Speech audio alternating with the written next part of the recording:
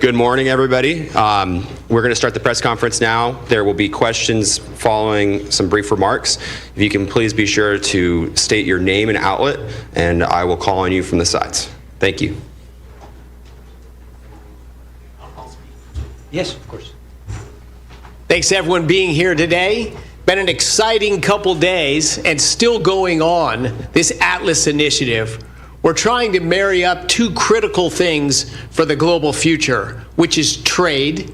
80% by mass of goods, food, energy, manufactured goods that exchange between nations do so on seaborne ships. This is a massive industry critical for world prosperity, coupled with the nuclear renaissance, long talked about, but actually happening today. The United States and the Trump administration have leaned in heavily on developing, not just reinvigorating the construction of large nuclear reactors, but new technologies, these small modular reactors. As you've all heard before, we've had 4 of those next generation reactors go critical by July 4 deadline. The president set an aggressive deadline and we beat it. A 5th reactor has done that since then. We expect 7 or 8 total by the end of this year. So American nuclear innovation, American nuclear technologies are moving at light speed. They will be going into the grid to drive down electricity prices, to enable industrialization. They'll be providing process heat for modern manufacturing. That's all happening. But those technologies, and combined with international bodies, the International Maritime Organization and the International Atomic Energy Association, have gathered in D.C. today over 500 scientists, businessmen, innovators, regulators, heads of delegations from over 30 countries to lay the groundwork for a future of nuclear-powered ship transport and floating nuclear power plants on ships to more rapidly deploy energy to where it's needed around the world. Incredibly exciting initiative. And I'll turn it over to one of the key partners and sponsors of this effort, Director General Grossi of the International Atomic Energy Agency. Thank you. Thank you. Good afternoon, everybody. Thank you, dear Chris, Mr. Secretary. As he was saying, a number of important forces are in motion. From the maritime sector, from the nuclear sector, and of course from the global platform that the IAEA is. We thought that it was necessary to come up with something like Atlas, which is a platform that is bringing together all the, if you want, all the questions we need to answer, all the boxes we need to check, so that this initiative and this trend in the markets, in the technology, can happen in a safe, in a secure way, in a way that ensures the flow of technology, investments, and so on. As the Secretary was saying, more than 500 participants, many countries.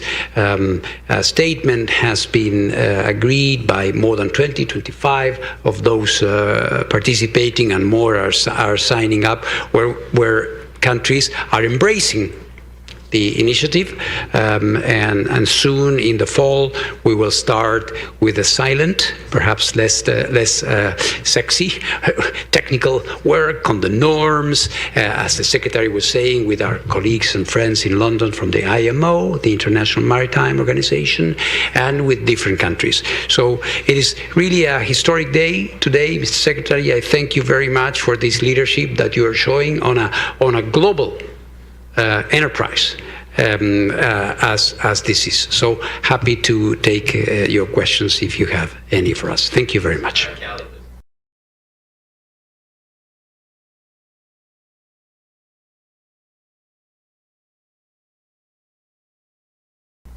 Hi, Callie Pattison with the Washington Examiner. I know this is just the launch of this initiative, but the administration has not shied away from setting timelines before. And so do you guys have a timeline for when we could see this technology adopted in commercial shipping? The timeline to bring 30 nations together to start a vigorous dialogue face-to-face is right now. And so we're launching this engagement because it's going to require international regulators, governments working together, technologies. So the process, the key process in gathering started this week, right here, right now. When that leads to ships and transformation of global shipping, too early to say deadlines for that, but really critical is to establish a framework and understanding a broad agreement on where to go. I don't know if DG Grossi wants to. I would add, yeah, Mr. Secretary, I would add that we're not talking about something that is going to happen in 200 years. This is coming, and if we've seized the moment.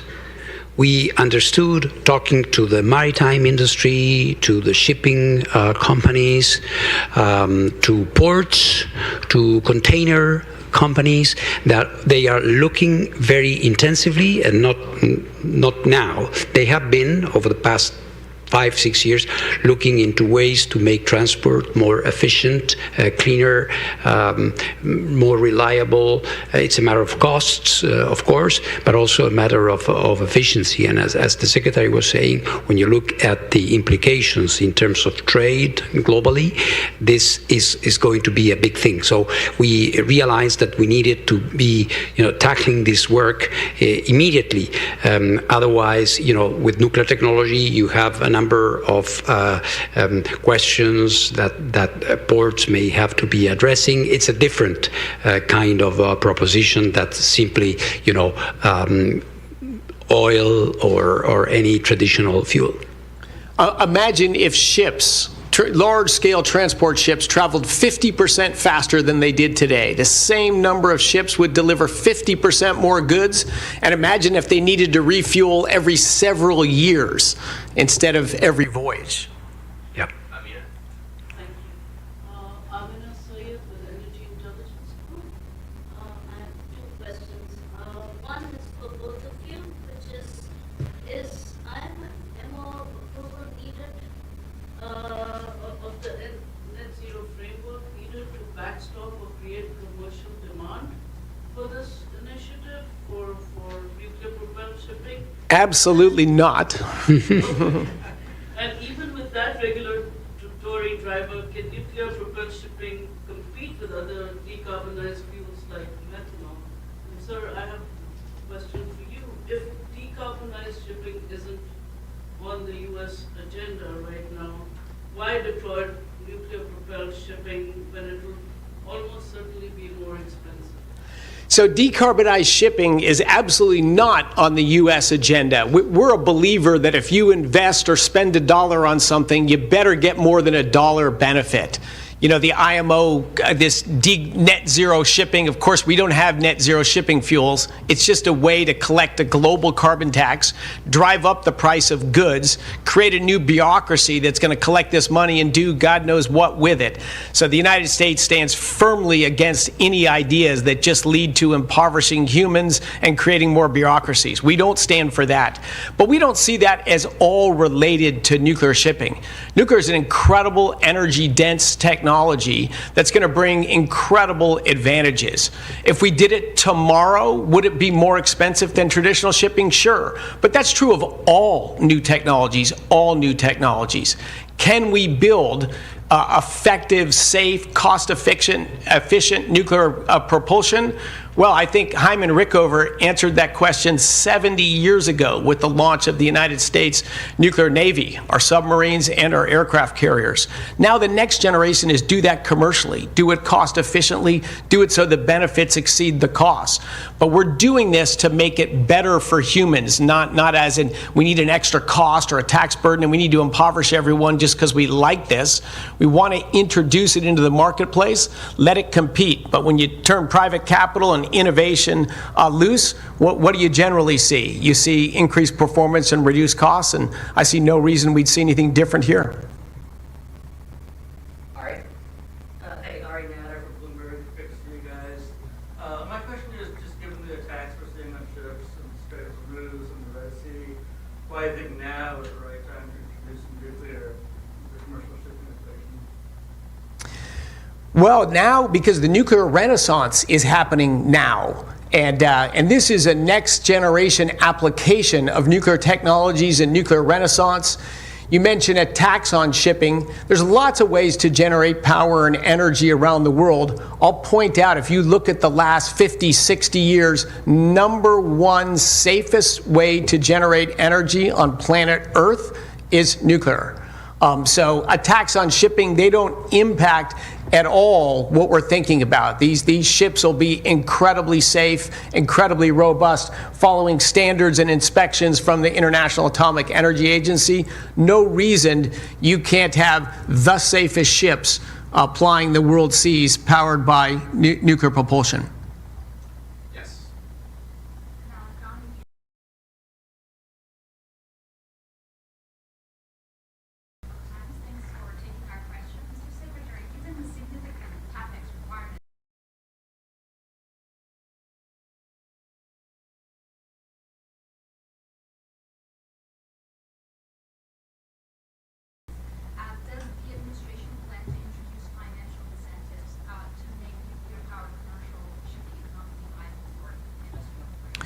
No plans for that now about having tax or federal government policies to incentivize nuclear shipping. Now, we're early in the game right now, but thank you for that question. And I'll mention right now, just since we're talking about it, the 4 reactors, next generation small modular non-light water reactors that went critical in the United States by July 4 this year, none of them had federal funding from the United States government.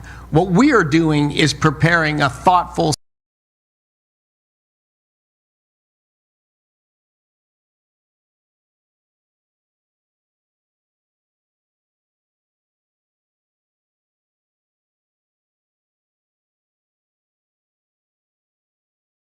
sensible, safety-focused regulatory framework, step forward in the renaissance of the United States civil nuclear industry. This is an agreement that aligns nuclear's long-term deals. They're not transactional, they're partnership deals. And this is saying the United States government and business community will be the partners with Saudi Arabia going forward to build civil nuclear power plants in Saudi Arabia. A lot of people don't realize, but in the summertime when it's hot, Saudi Arabia generates a meaningful amount of its electricity by burning oil. This takes over 1 million barrels a day of oil off the marketplace. Oil is a very expensive way to generate electricity. We don't do that in the United States, except in an island like Hawaii or in New England that just decides to do expensive energy policies. They want to impose expensive energy on their citizens, and so they burn oil at peak demand times. But in general, in the United States, we're powered on natural gas, we're powered on coal, and we're powered on nuclear power. Saudi Arabia wants to do the same thing. Gas is their biggest source of electricity. They want gas and nuclear to power their electric grid. They have some solar as well, so that they can export their higher value, more expensive product, oil, to the world. We have comprehensive safeguard agreements with this. This will be the safest possible way to exchange commercial technology. The International Atomic Energy Agency is the monitor of those safeguards. But this is the model President Trump has spoke of since he arrived in his second term, which is commerce, not conflict in the Middle East. Let's cooperate on energy and economic progress, but do it in a safe, thoughtful, carefully designed fashion. And it does open the door to uranium enrichment by Saudi Arabia in some future. Every agreement, whatever an agreement says, two parties can always come together and say, yeah, let's revisit that agreement. The only difference in this agreement is it explicitly says that. We're going to work together, the United States and Saudi Arabia, and evaluate what are the rooms for growth of the Saudi nuclear industry. They have uranium reserves in Saudi Arabia. Maybe we should be mining uranium in Saudi Arabia. Maybe there's other commercial roles in the nuclear space for Saudi Arabia and American cooperation. Certainly, there's no reason in the near term to bring enrichment technology to Saudi Arabia. They don't even have a nuclear reactor yet. So I would say that's something many years down the road, and it would only happen if at that time Saudi Arabia and the United States government both mutually agreed this makes commercial sense and this fits into our national security framework. Yeah, I've heard things in the press saying it's bringing enrichment or granting enrichment and reprocessing to Saudi Arabia. That's just not true. But thank you for asking that question. Mr. Secretary, Tim Gardner, Reuters. On the 123 again, the President said last month that Saudi Arabia would have to join the Abraham Accords for that to work. But Saudi Arabia hasn't joined the Abraham Accords yet. It's Congress. So how does that square? So both of these are a process. To bring commercial nuclear to Saudi Arabia, it goes through Congress, it'll come back to the president. This is a process. I'm thrilled that President Trump started the Abraham Accords 6 years ago, and they have been a road for peace and bringing countries together in the Middle East. That President Trump and the entire administration shares the desire to get all countries in the Middle East to join the Abraham Accords, move past the era of conflict and towards the era of commerce. So yes, President Trump has explicitly linked Saudi Arabia joining the Abraham Accords to the deployment of nuclear power into Saudi Arabia. Both of those tracks will be worked in parallel, and they're both just tremendous goals for the U.S. and for Saudi Arabia. Could the 123 deal be finalized without Saudi joining? That's President Trump's decision at the end of the day. But I think he's been pretty clear, and he's been clear for years of his desire to get Saudi Arabia, just a critical ally of ours and partner in the Middle East, to join the Abraham Accords. He wants to see those two things happen together, and I think he sees a window of opportunity to make that happen. Yes, sir. Jacob with Scripps News.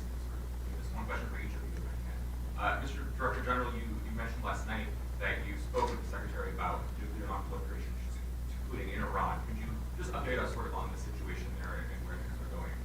And Mr. Secretary, on enrichment specifically, as it appears that the kinetic phase of this conflict with Iran is paused for now, could the United States, could the Trump administration consider this conflict ended without addressing the enriched uranium within the country? What are plans for that? Well, yeah, thank you very much.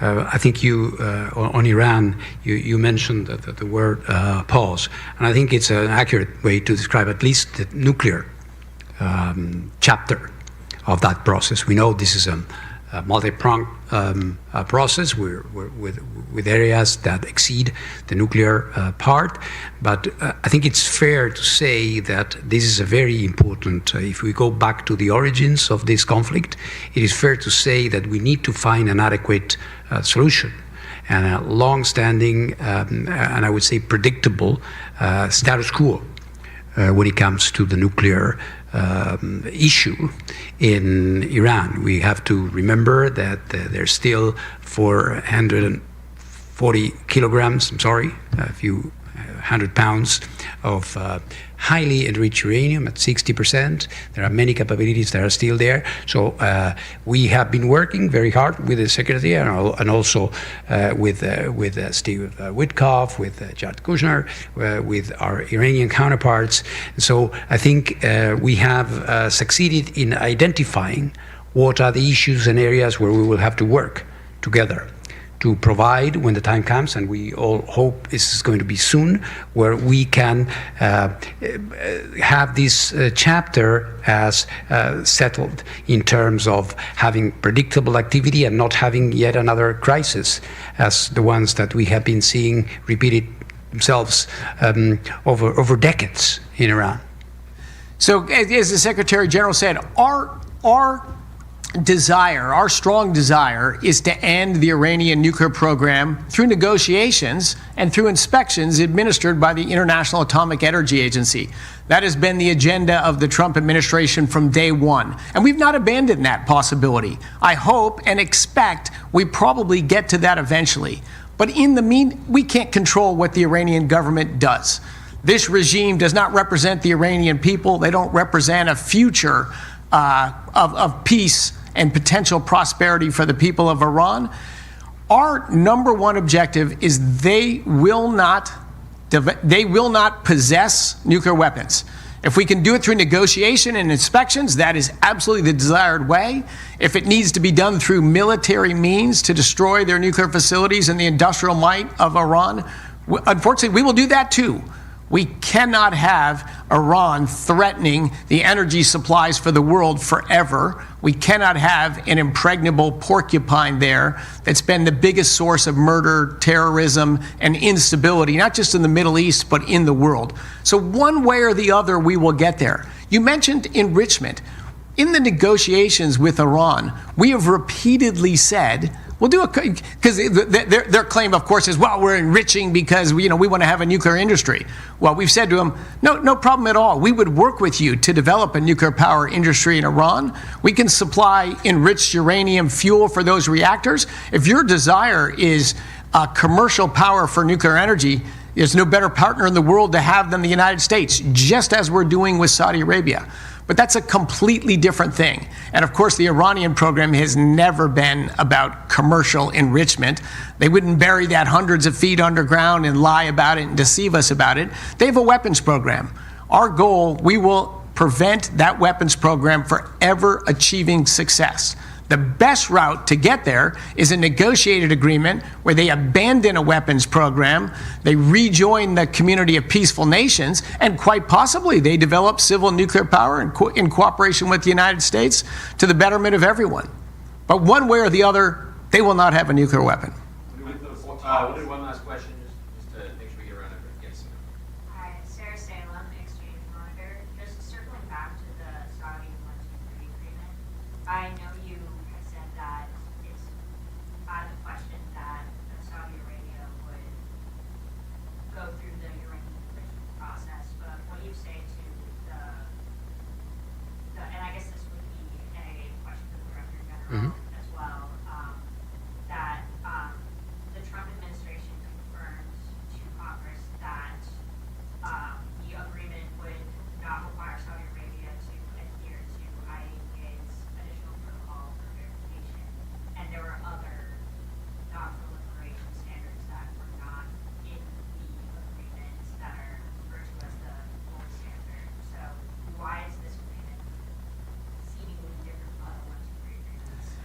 So very strong non-proliferation protocols in this agreement, very strong, bilaterally negotiated in cooperation with the International Atomic Energy Agency.